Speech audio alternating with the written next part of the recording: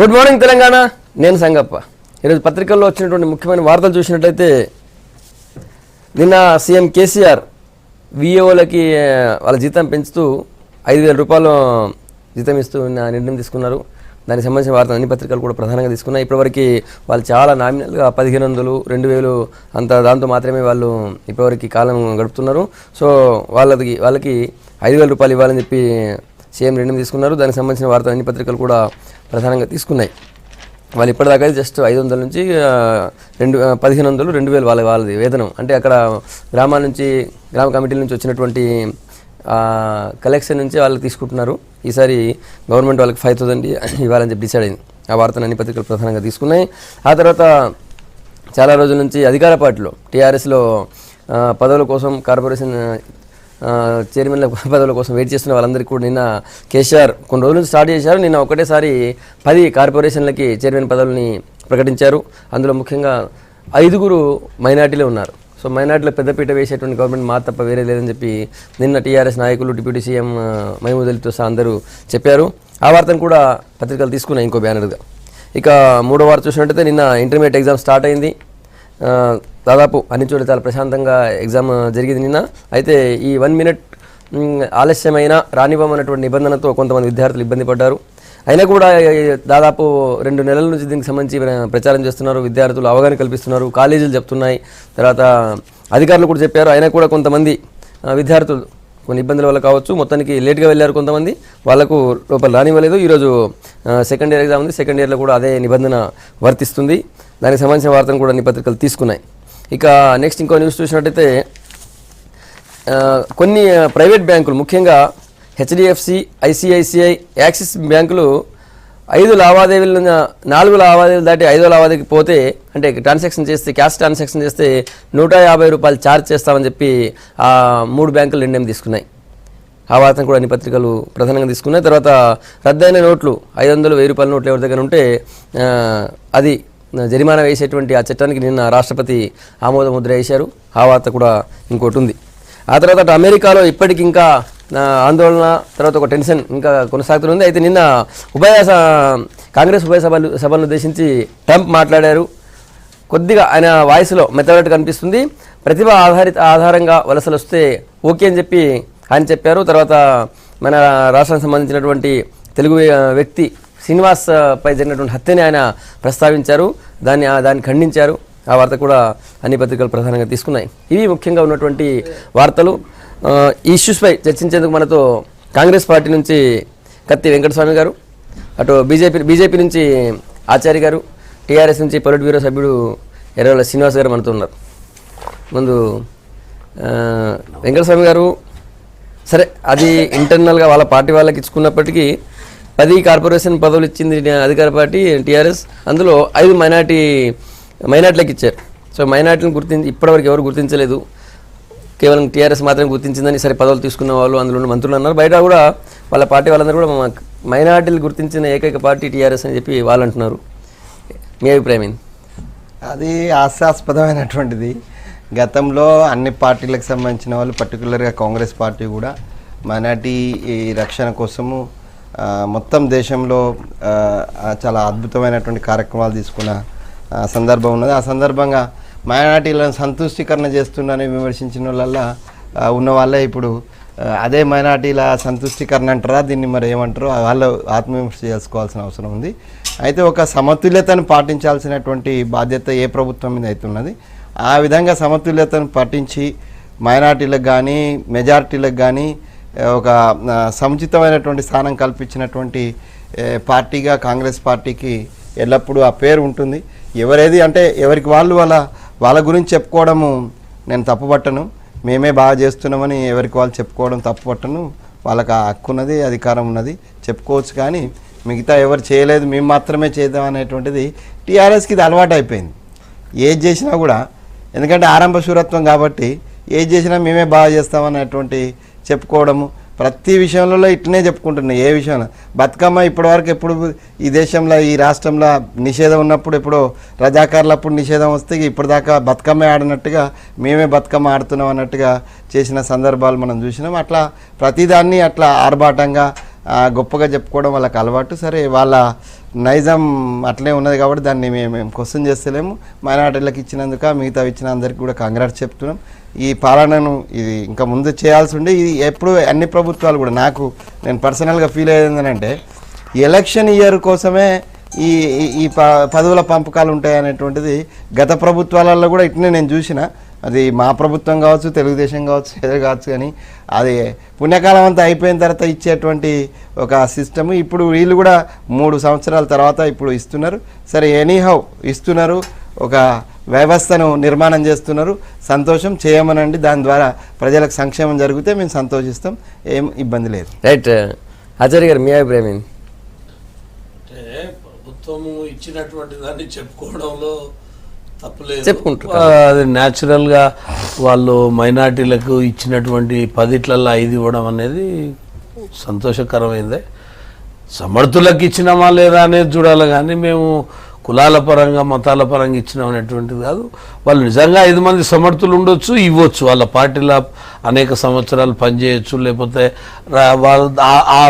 ఆ సంస్థల మీద వాళ్ళకి పట్టుందా లేదా ఏందనేది గమనించి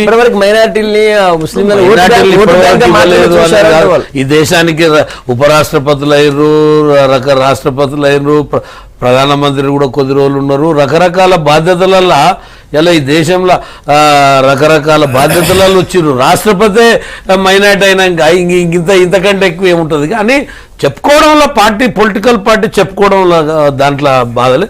మేము ఒకటి దీని ద్వారా చెప్పేదంటే ఇచ్చినటువంటి కార్పొరేషన్లకు నిధులు ఎన్ని ఇచ్చినావు, వాళ్ళ విధులేంటి, వాళ్ళకు సమానమైనటువంటి ఆఫీసులు, ఫోను, ప్యూను ఏమన్నా ఉన్నదా, వాళ్ళు దానికి పనిచేసే విధంగా ఏమన్నా ఉన్నదా, లేకపోతే కేవలం చైర్మన్లు బుద్ధ విగ్రహంగా పెట్టడమే కాకుండా వాళ్లకు నిధులు ఇచ్చి ఆ సంస్థని బలోపేతం చేయడానికి అధికారాలు ఇస్తున్నాం. ఇలా చాలా మటుకు మంత్రులకే అధికారాలు లేవు, నిధులు లేవు, విధులు లేవు. ఇలా కొంతమంది మాత్రమే చుట్టూ తిరుగుతున్నది వ్యవస్థ. అట్లా వీళ్ళని కేవలం బొమ్మల మాత్రంగా చేయడం అనేది కాకుండా ఒకవేళ నువ్వు 10 మందికి 5 మందికి మైనార్టీలకు ఇస్తే సంతోషము, దాంట్లో ఎవరికి వ్యతిరేకత ఏమి ఉండదు. సమర్థులకు ఇస్తే సంతోషము, ఇలా అన్ని వర్గాలను కలుపుకొని పోతే సంతోషము, దానికి ప్రత్యేకంగా నిధులు ఇస్తే సంతోషం. రైట్ శ్రీనివాస్ గారు, మొత్తానికి టీఆర్ఎస్ నామినేటెడ్ పోస్ట్ స్టార్ట్ చేసింది. మీలాంటి వాళ్ళు చాలా మంది ఎదురు చూస్తున్నారు. మీకు కూడా నెక్స్ట్ లైన్ లో ఉండాలని మేము కూడా ఆశిస్తున్నాం. ఆయన ఎప్పుడో లైన్ అందరికన్నా ముందు ఇప్పుడు ప్రయారిటీ అట్లా చూస్తే అంటే నేను ఇది పార్టీ ఇంటర్నల్, బట్ నేను ఐ ఫీల్ శ్రీనివాస్ లాంటి వాళ్ళకేమో లాస్ట్ కి వస్తుంది. వాళ్ళ సిస్టమ్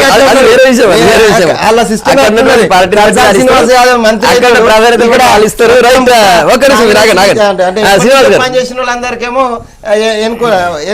శ్రీనివాస్ గారు రైట్, మైనార్టీలకు ఇచ్చినారు ఓకే, కానీ నిధులు ఎన్ని ఇస్తున్నారు? తర్వాత ఇంతకు ముందు కూడా రాష్ట్రపతిని చేసిన పార్టీలు ఉన్నాయి, మీరు పెద్ద గొప్ప ఏముంది అంటున్నారు. సరే, ఇప్పుడు అంటే గొప్ప రాష్ట్రపతి చేసిన పార్టీ కూడా ఉంది, నేను కాదంటలేను. కానీ ఈరోజు రాష్ట్రాల విషయానికి వస్తే ఓటు బ్యాంక్గానే వాడుకుంటూ ఉన్నారు చాలా సంవత్సరాల నుంచి. మనం వినండి, ఓటు బ్యాంక్ వాడుకుంటుంటే దాంట్లో వాళ్ళకి న్యాయం కూడా చేయాలి అంటున్నాం.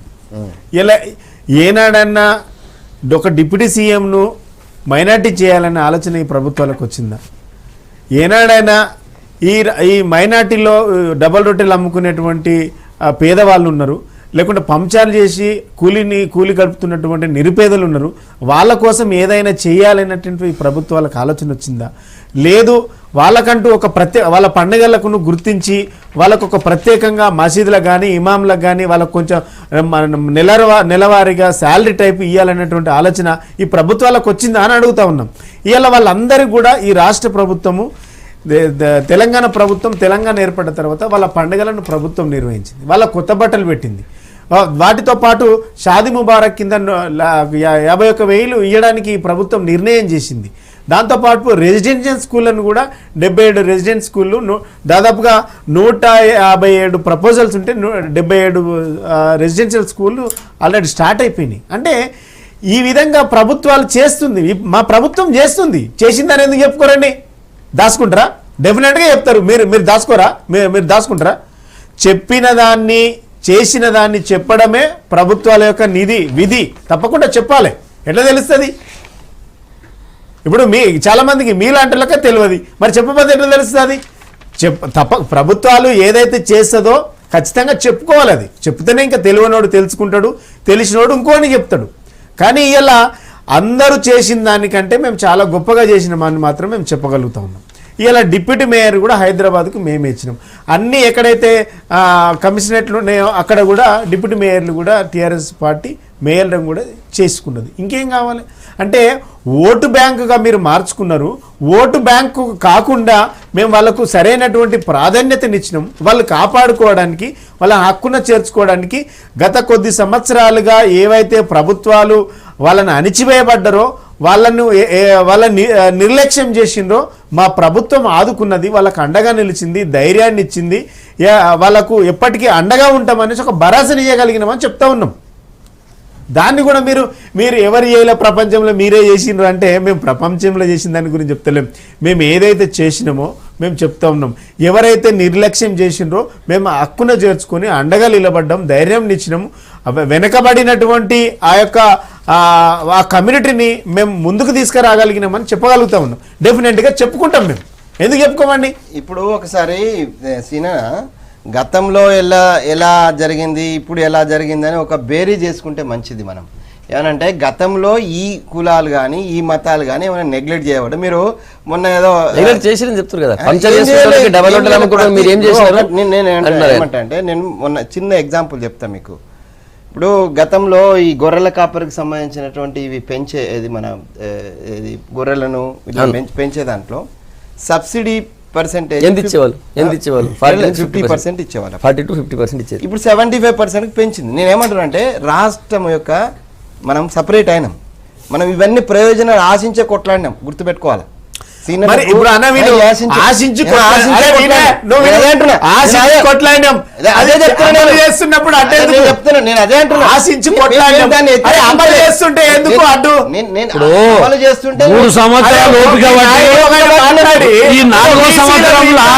కులాలని మతాలని ఆధారం చేసుకుని రాజకీయ ఎత్తుగడలు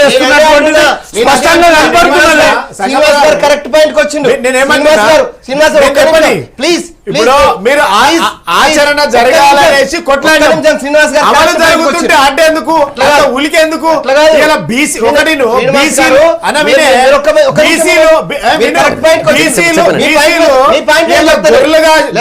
గొర్రెలకు శాంక్షన్ లోన్ ఇస్తున్నంత మాత్రాన ప్రతి వాడు గొర్రెలం కాసుకుంటేనే నువ్వు బాయికాడే ఉండాలి, గొర్రెల కాడే ఉండాలి, గొంగడేసుకొని చెప్పడం కాదు.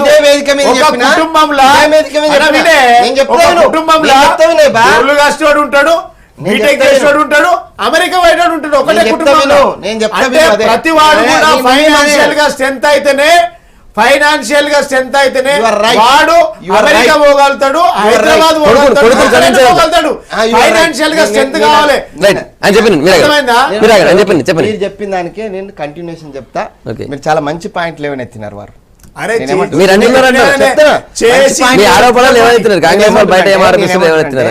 ఇదే గొర్రెల కాపరుగానే ఉండాలనే ఆలోచన మీకుందా? బార్బర్ గానే అనుకుంటున్నారా మీరు? నేనేమంటున్నానంటే ఈ బార్బర్ ఇళ్లలో BCAలో వస్తారు పాపం వాళ్ళు.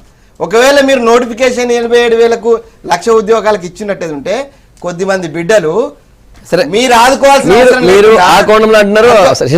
ఎర్రల శ్రీనివాస్ గారు ఏమంటున్నారు, అరే తండ్రి గొర్రెల ద్వారా ఆదాయం వస్తే కొడుకు బీటెక్ నేను కూడా చేసిన. నేనేమంటున్నానంటే ఆర్థిక ఫ్యామిలీని నిలబెట్టడానికి గత ప్రభుత్వాలు కూడా 50% నుంచి 25% పెంచిన దాన్ని కూడా చారణ ఒక పెంచిన దానికి కూడా ఏమంటారంటే ఈ రాష్ట్ర బడ్జెట్ సహకరిస్తుంది మీకు.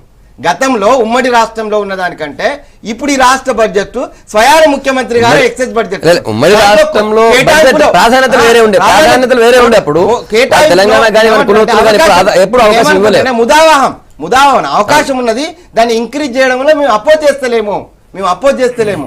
కులాల పేరుతోటి మతాల పేరుతోటి ఓట్లకు గాలం వేస్తున్నది, ఎంబీసీల పేరుతోటి లేకపోతే చేపల పేరుతోటి గొర్రెల పేరు.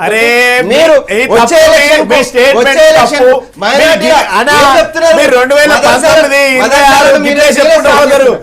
ఏం జరగదు.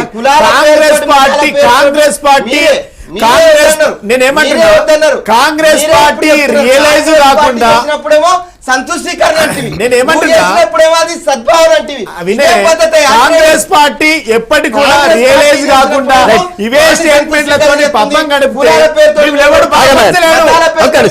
మేము ఎవరు బాగుపరచలేడు అంటున్నా. మేము ఎవరు బాగుపరచలేడు. ఇలా చైర్మన్లు ఇచ్చిందనేటువంటి సంబరం కన్నా గతంలో నియమించినటువంటి చైర్మన్లకు ఏమన్నా నిధులు ఉన్నాయా, వాళ్ళకేమన్నా కనీసం వాళ్ళకేమన్నా నిధులు విధులు ఉండకుండా ఉన్నాయా చెప్పమను. ఇలా మీరు ఏ కార్పొరేషన్ కూడా 10 నుంచి 15 కోట్లకు మించి ఇలా బడ్జెట్ లో పెట్టిన 15 కోట్ల 10 కోట్లు కూడా ఖర్చు పెట్టలే. మీరు ఒకసారి అన్ని ఫెడరేషన్లకు ఇచ్చినటువంటి నిధులను తీయండి, ఎంత నిధులు ఇచ్చిర్రు, ఎంత ఖర్చు పెట్టిర్రు. ఇలా నేను 3 సంవత్సరాల తర్వాత ఇలా మీ ప్రభుత్వానికి నియమించాలనే అవకాశం వచ్చింది, మైనారిటీలకు ఇచ్చిర్రు, సంతోషమే, కాదంటలేం. ఇచ్చినటువంటి ఫెడరేషన్లకు నిధులు ఏమిస్తున్నారు, వాళ్ళకు విధులు ఏముంటాయి, వాళ్ళు ఏ రకంగా ఆ సామాజిక వర్గాలను అభివృద్ధి చేస్తారనేది మీరు దాని మీద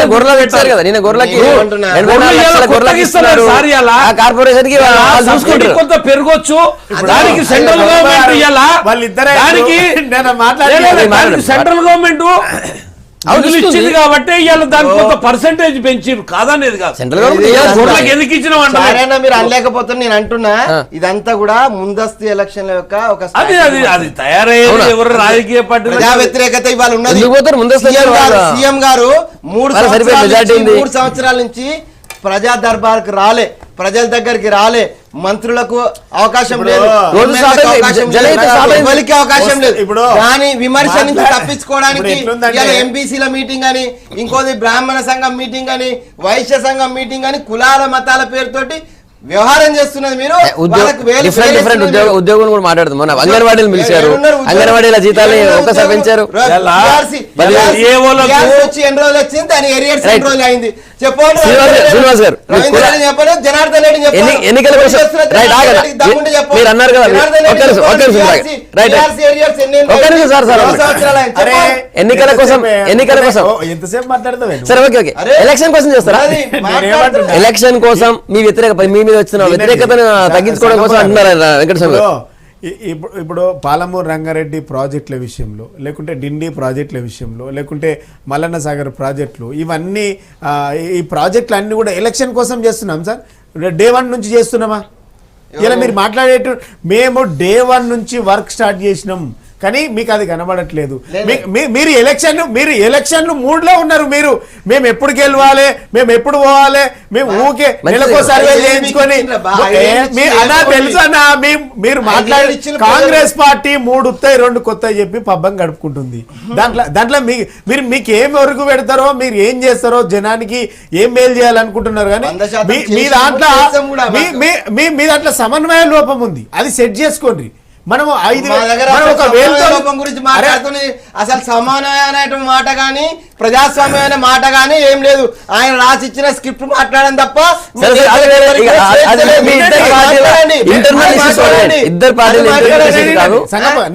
అది ఒక రాజుల పార్టీ,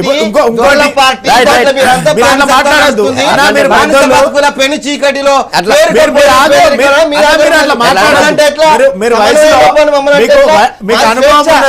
స్వేచ్ఛ, ప్రజాస్వామ్యం, మీ లెక్క స్వేచ్ఛ ఉంటదేమో, మీ లెక్క మాట్లాడడం. గల్లీలో ఒకటి, ఢిల్లీలో ఒకటి, అలంపూర్లో ఒకటి, ఆదిలాబాద్ లో ఒకటి, నల్గొండలో ఒకటి, హైదరాబాద్ ఒకటి మేము మాట్లాడలేము. దళిత ముఖ్యమంత్రి అన్నాడు. మాటలు కేసీఆర్ కు గౌరవ డాక్టరేట్ ఇవ్వచ్చు, మాట మార్చడంలో, అబద్ధాలు చెప్పడంలో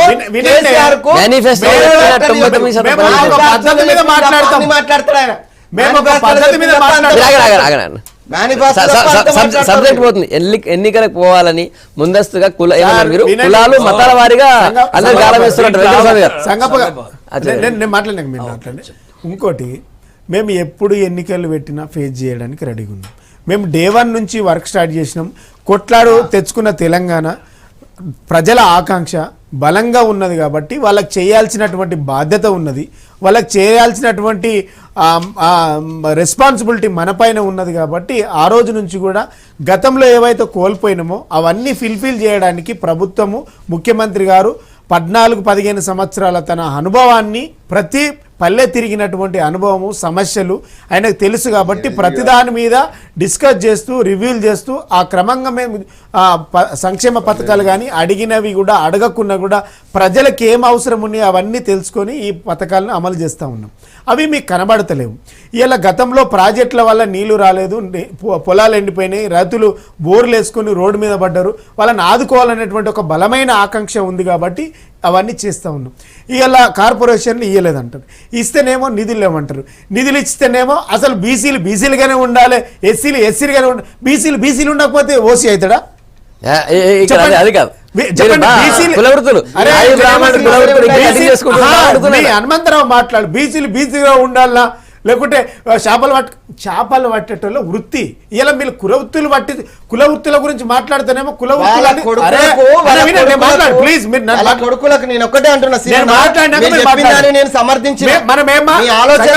మనం పాట పాడుకున్నాం, కుల వృత్తులన్నీ ధ్వంసమైన కానీ ఉద్యమంలో పాట పాడుకున్నాం.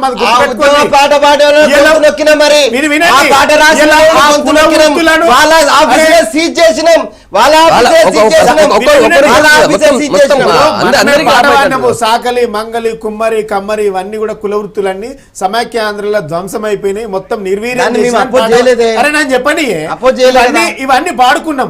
ఆ కుల వృత్తులను బయట తీసుకురానికి ఒకటన్నా, ఒక కుటుంబంలో తండ్రి వ్యవసాయం చేస్తే కొడుకు వ్యవసాయం చేయాలి, కూతురు వ్యవసాయం చేయాలని ఎక్కర్లేదు.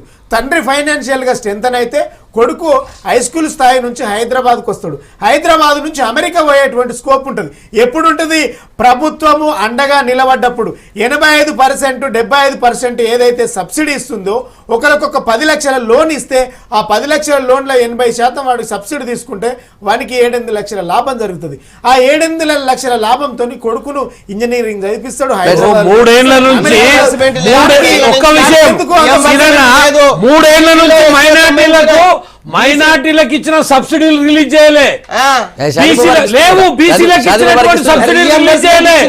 ఇలా మాటలు చెప్పడం కాదు, సబ్సిడీలు రిలీజ్ చేయకుండా 2 ఏళ్ళు ఉన్నాయి. ఫస్ట్ సంవత్సరం పెట్టుకున్న వాళ్ళకు మళ్ళీ 2వ సంవత్సరం కూడా వాళ్ళనే ఎక్స్పోజ్ చేసిరు. ఇలాంటి వరకు సబ్సిడీలు ఇవ్వలే. నిన్న సీఎం కేసీఆర్ ఒక నిర్ణయం తీసుకున్నారు. విఓఏ గ్రామాల్లో పనిచేసేటువంటి విలేజ్ ఆర్గనైజేషన్ అసిస్టెంట్స్కి 5,000 రూపాయలు ఇవ్వాలని చెప్పి నిర్ణయించారు. గ్రామైక్య సంఘాల నుంచి 2,000, తర్వాత ప్రభుత్వం నుంచి 3,000 ఇవ్వాలని చెప్పారు. వాళ్ళు ఇప్పటివరకు జస్ట్ చాలా తక్కువ 1,500, 2,000 అట్లా వస్తుంది వాళ్ళకి. అది కూడా ఈ గ్రామైక్య సంఘాలు వాళ్ళ ద్వారా తీసుకున్నటువంటి దాని ద్వారానే వాళ్ళకి ఇస్తున్నారు.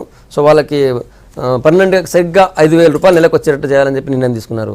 ఆచార్య గారు ఒక రకంగా గ్రామాల్లో పనిచేసేటువంటి గ్రామ సేవకులు, లేకపోతే ఇట్లా వీళ్ళందరికీ కూడా మొన్న విఏఓలు, విఆర్ఓలే చేశారు, తర్వాత ఇది చేశారు, పెంచుతున్నారు. ఎట్లా చూస్తే వాస్తవంగా గ్రామాలల్లో ఈ విఏఓలు కానీ, విఆర్ఓలు కానీ, తర్వాత అంగన్వాడీలు కానీ, హెల్పర్లు కానీ, వీళ్ళంతా గ్రామ పంచాయతీలో పనిచేసేటువంటి స్వీపర్లు కానీ సిబ్బందులకు జీతాలు పెంచాలని అనేక సంవత్సరాలుగా ఉద్యమాలు జరిగినాయి.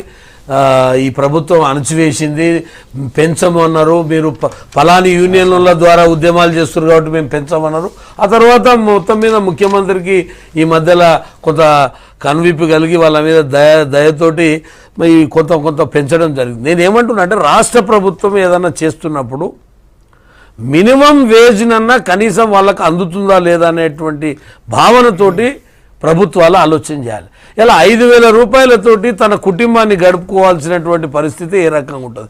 అంగన్వాడీలకు 7,500 రూపాయల నుంచి వాళ్ళకు ఇలా 10,000 రూపాయలు వచ్చింది. కనీసం వాళ్ళు కోరింది 15,000, 16,000 రూపాయలు మినిమం వేజ్ రావాలి. మేము ఉదయం నుంచి రాత్రి దాకా మేము ఆ గ్రామంలో తిరుగుతున్నాం, మాకు ఏ రకమైనటువంటి జీతాలు సరిపోతాయని అన్నారు. కాబట్టి ముఖ్యమంత్రి గారు కాస్తనన్నా పెంచడం సంతోషమే, కానీ మినిమం వేజ్ని ఎందుకు ఇంప్లిమెంట్ చేయలేకపోతుండు? ఇలా ప్రభుత్వమే మినిమం వేజ్ని చేయలేకపోతే ప్రైవేట్ దాంట్లలో చేసేటువంటి వాళ్ళు ఎట్లా మినిమం వేజ్ని వాళ్ళు వ్యవహరిస్తారు అనేటువంటిది కూడా ఆలోచన చేయాలి. 5,000 రూపాయలతోటి కుటుంబం ఎట్లా గడుస్తుంది? గ్రామ పంచాయతీలో పనిచేసే వాళ్ళు ఇలా 3,000తోటి 4,000తోటి చెత్తా చెదారం తీసేటువంటి దాంట్లో మురుగు కాలువలలో పనిచేస్తున్నారు. వాళ్ళు 2-3 నెలలు ఏకదాటిగా ఉద్యమం చేసి ఒక్క రూపాయి పెంచలే. మినిమం వేజ్ అని ఇవ్వాలి కదా రాష్ట్ర ప్రభుత్వం. మినిమం వేజ్ని వాళ్ళకు ప్రభుత్వం నిర్ణయించిన వేజ్ బోర్డు కూడా అమలు చేయలేకపోతే ఎట్లా? Right sir.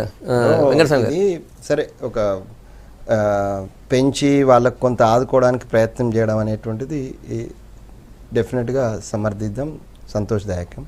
అయితే అంటే ఈ మొత్తం ఎపిసోడ్లో గ్రామ సేవకులు దీనికి సంబంధించినటువంటి ఒక కోర్టు కేసు ఈ మధ్య వచ్చింది. దాంట్లో రాజార ప్రతాప్ అనుకుంటే దాన్ని లీడ్ చేసింది. దాంట్లో హైకోర్టు కూడా ఉత్తర్వులు ఇచ్చింది మినిమం వేజెస్ ఇవ్వాలనేది. సో దాన్ని ఒకసారి పరిగణనలకు తీసుకుంటే ఇంకా బెనిఫిట్. అంటే వీళ్ళే కాకుండా గ్రామ సేవకులు మీరు అన్నట్టు 500 300 వీళ్ళు ఇచ్చినవి తీసుకుంటున్న సేవకులు వస్తున్నావా, వాళ్ళైతే మరి కారాబారు వీళ్ళందరి పరిస్థితి ఇంకా దయనీయంగా ఉంది. సో వీళ్ళకన్నా ఒక ఈ విఓఏ ఉన్నది కదా, ఇది ఆర్గనైజ్డ్ సెక్టార్. యాక్చువల్లీ ఈ ఆర్గనైజ్డ్ సెక్టారు దీనికి కొంత ఇది శాలరీ సిస్టమ్ ఉంది, బట్ ఉంది ఆల్రెడీ ఇస్తున్న దాంట్లో శాలరీ సిస్టమ్ ఎవ్రీ మంత్ వచ్చేది ఉంది వీళ్ళకు. సో దీన్ని ఎన్హాన్స్ చేసినారు, ఇప్పుడు దీన్ని ఎన్హాన్స్ చేసినారు. డెఫినెట్గా వీల్ అప్రిషియేట్ ఇట్. బట్ నేనేమంటే ఓవరాల్ గ్రామ పంచాయతీకి సంబంధించినటువంటి డిఫరెంట్ కేటగిరీస్ ఉన్నాయి. దాంట్లో అన్న చెప్పినట్టుగా స్వీపర్స్గా ఇట్లా గ్రామ సేవకులు వీళ్ళకి సంబంధించి హైకోర్టు డిసిషన్ కూడా ఉంది. దాన్ని సుప్రీంకోర్టు కూడా సమర్థించింది. దాన్ని పరిగణలోకి తీసుకొని మినిమం వేజెస్ సిస్టమ్ ఒక ఆర్గనైజ్డ్ సెక్టార్గా చేస్తే బాగుంటుందని నేను సలహా ఇస్తున్నాను. శ్రీనివాస్ గారు, ఇప్పుడు చేస్తే బాగుంటుంది, మేము చేసిన దానికి కాంగ్రెస్ పార్టీ గతం నుంచి కూడా విమర్శించడం ఒక అలవాటు అయిపోయింది. మీరు ఎందుకు చేయలేదు? నేను విమర్శించలే, నేను అప్రిషియేట్ చేస్తాను. వినండి, ఇప్పుడు అంటే ఇంకా పెంచలేదు అని అంటే ఇప్పుడు బీజేపీ పార్టీ, ఇప్పుడు మా చారి గారు మాట్లాడి ఇంకా మినిమం వేజెస్ ఇవ్వాలన్నది బీజేపీ రాష్ట్రాలలో ఎందుకు ఇవ్వట్లేదు? అసలు ఎందుకు ఇస్తుంది? ఎంత ఇస్తుంది? మినిమం వేజ్ ని ఇంప్లిమెంట్ ఎంత ఇస్తుంది అన్న? ఎంత ఇస్తుంది? ఇలా గ్రామాలలో ఉండే గ్రామ సేవకునికి నాకు తెలిసి 700 రూపాయలు 1000 రూపాయలు వస్తుంది. ఇలా 5000 రూపాయలు చేసిండ్రు, దాన్ని అప్రిషియేట్ చేయాలి.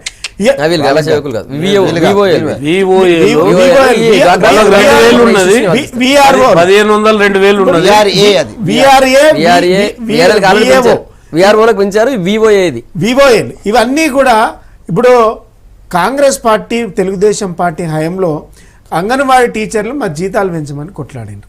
ఎన్నిసార్లు పెంచిండ్రు? ఇలా కాంగ్రెస్ ఎన్నిసార్లు పెంచారు? ఎంత పెంచారు?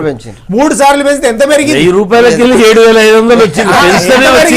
7,500 రాలే, 4,200 రూపాయలు వచ్చింది. ఈ గవర్నమెంట్ వచ్చిన తర్వాత కాంగ్రెస్ గవర్నమెంట్ లా పెంచింది 1500. అన్న వినండి, 1500. 2 సార్లు పెంచితే 1500 పెంచిండ్రు. టిఆర్ఎస్ పార్టీ అధికారంలోకి వచ్చినాక 4,000 రూపాయల నుంచి 5,000 రూపాయలు పెరిగింది. 2,000 రూపాయలు తీసుకున్నటువంటి అంగన్వాడీ కార్యకర్త 4,200 తీసుకున్నారు. 4,200 తీసుకున్నటువంటి కార్యకర్తలు 6,000 రూపాయలు తీసుకున్నారు. అంటే ఈ విధంగా క్రమక్రమంగా పెంచుకుంటూ పోతా ఉంది. ఇలా చిత్తశుద్ధి ఎవరి పైన ఉంది? ఇలా మా పైన ఉంది. ఎవరు పెంచుతా ఉన్నారు? ఆ గ్రామ సేవకుల పైన కావండి, విఆర్ఓలు కానివ్వండి, విఏఓలు కానివ్వండి, అంగన్వాడీ కార్యకర్తలు కానివ్వండి, డోక్రా మహిళలు కానివ్వండి, ఎవరైనా సరే ఉద్యమంలో పని చేసిండ్రు కాబట్టి, ఉద్యమంలో కలిసి పనిచేసిండ్రు కాబట్టి వాళ్లకు సరైనటువంటి జీతాలు ఇవ్వాలన్నటువంటి ఒక మంచి మనసు ఉన్న నాయకుడు కేసీఆర్ గారు. ఇలా దాన్ని కానిస్టేబుల్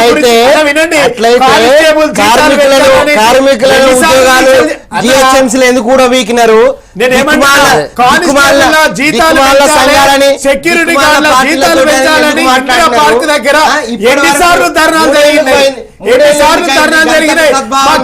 కిషన్ రెడ్డి గారు దానికి గౌరవ అధ్యక్షుడు ఉన్నట్టున్నాడు. తెలుగుదేశం కాంగ్రెస్ పార్టీ 9 సంవత్సరాల అధికారంలో ఉంటే రూపాయి పెంచలేదు. ఇలా టిఆర్ఎస్ పార్టీ అధికారంలోకి వచ్చిన తర్వాత 4,000 రూపాయలు పెంచినాం. 3 సార్లు పెంచినామని చెప్తున్నా. 3 సార్లు పెంచినా 3 సార్లు పెంచినా 30 సార్లు పెంచినా మేము ఒక్కసారి ఎక్సెస్ బడ్జెట్ అని 3 ఏళ్ల తర్వాత గుర్తొచ్చింది నీకు? ఏది? 3 ఏళ్ల తర్వాత గుర్తొచ్చింది లేదన్నా. క్రమక్రమంగా ఇష్యూను టేకప్ చేస్తా ఉన్నాం క్రమక్రమంగా. కానీ మీరు దాన్ని గుర్తించలేదన్నా. ఇదే కార్మికులను పట్టుకొని నెత్తిన నీళ్లు పోసుకుంటా అన్నావు, దిక్కుమాలినది అన్నావు. ఈ మాట మార్చడం కాదు అనేది. ఇదే సంఘాలు, కమ్యూనిస్ట్ సంఘాలు చేస్తున్నాయి, దిక్కుమాలిన సంఘాలు వీళ్ళందరికీ చేస్తున్నారని అందరినీ ఊడబీకిన. ఇలా జిహెచ్ఎంసీలో ఎంతమంది ఉద్యోగాలు ఊడబీకిన మీరు? అది తీయండి. అవన్నీ వాళ్ళు కాదా కార్మికులు? చెత్త వచ్చిపోయే కార్మికులు కాదా? వారి బతుకులు కాదా? వాళ్ళకి సంబంధించినటువంటి సరే, కోరికలు ఓకే, కోరికలు కాదా అవన్నిటిని ఓకే, ఆచార్య. అవన్నీ ఇతర రాష్ట్రాలలో చేసిండ్రా ఇక్కడ చేసిండ్రా అనేది కాదు. చేస్తున్నప్పుడు కనీసం మీరు మినిమం వేజ్ దానికి అందుబాటులో ఉండేటట్టు పెంచితే బాగుంటుందని మేము కోరుతున్నాం. లేదు ఎక్కడ లేదు అనేటువంటిది కాదు. ఎలా వాళ్ళు అనేక సంవత్సరాలు ఉద్యమాలు చేసిండ్రు, అడిగినరు, తెలంగాణ ఉద్యమంలో పాల్గొన్నారు. కనీసం వాళ్ళకి మినిమం వేజ్ తక్కువ పాల్గొనంటున్నారు మంత్రులు. మరి శ్రీనివాస్ కాంగ్రెస్ పార్టీ గుర్రాలను దొక్కించినటువంటి చరిత్ర అంగన్వాడీ మీరు ముఖ్యమంత్రి గారు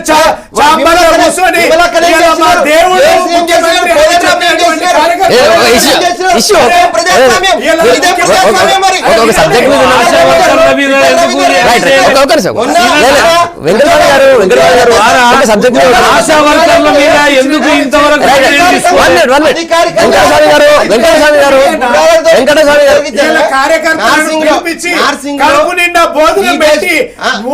గంటలు మీటింగ్ పెట్టి వాళ్ళకి సంబంధించి కేసీఆర్ గారికి స్వీట్లు పెట్టి మా దేవుడు మా అన్న అనేసి చెప్పినట్టు అంగన్వాడీ కార్యకర్తలు అంగన్వాడీ కార్యకర్తల స్లోగన్స్ ఒకసారి తీస్తే సిగ్గు అనిపిస్తుంది, ఆశా వర్కర్ల స్లోగన్ తీస్తే సిగ్గు అనిపిస్తుంది. ఏమన్నారు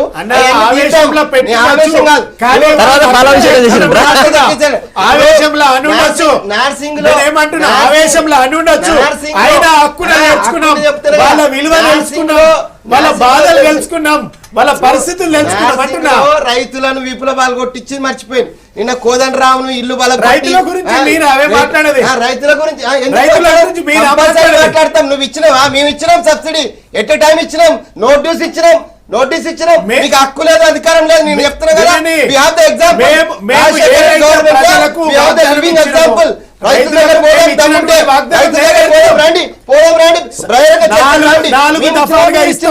రైతుల గురించి అన్ని అంశాలు వాళ్ళు వివోఏలకు ఇచ్చామంటున్నారు, మీరు అంగన్వాడీ తీసుకొచ్చారు, అంగన్వాడీ ముఖ్యమంత్రి గారికి విజ్ఞప్తి ఆశా వర్కర్లను కూడా వాళ్ళు చాలా రోజుల నుంచి ఆశపడుతున్నారు, ఉద్యమాలు చేసిర్రు. వాళ్ళ సమస్యను కూడా పరిష్కరించడానికి కోరుతున్నాం. ఏ ఉద్యమాలు చేసిన వినండి, ఆశా వర్కర్లైనా ఆశావాదులైనా ఎవరైనా అడిగే వాళ్ళు ఎవరైనా హక్కున చేర్చుకోవడానికి సమస్యను వినడానికి ప్రభుత్వం రెడీగా ఉన్నది. వాళ్ళ న్యాయమైనటువంటి డిమాండ్ వినండి, న్యాయమైనటువంటి డిమాండ్ ను నెరవేర్చడానికి ఒక మంచి ప్రభుత్వంగా, మంచి ముఖ్యమంత్రిగా నెంబర్ చేయడానికి అన్ని రకాల ఈ రకంగా ఏమన్నా ముందస్తు ఎన్నికలు కోతున్నారా అనేటువంటి అనుమానం. రాజకీయ ఇన్ని సంవత్సరాలు ఉద్యమాలు చేస్తే ఉల్కన్ పల్కన్ ముఖ్యమంత్రి ఇప్పుడు ఆదర బాదరగా ఇవన్నీ వరాలు ఇస్తున్నాడు అంటే మాకు ఎన్నికలు ఏమన్నా వస్తున్నావా అనేటువంటిది అనుమానం వస్తుంది. మళ్ళీ అట్లాంటి మీరు ఇప్పటిదాకా మీరు అధికారులని ఉద్యోగులను విభజించలేదని అంటారు వాళ్ళు. ఆచార్య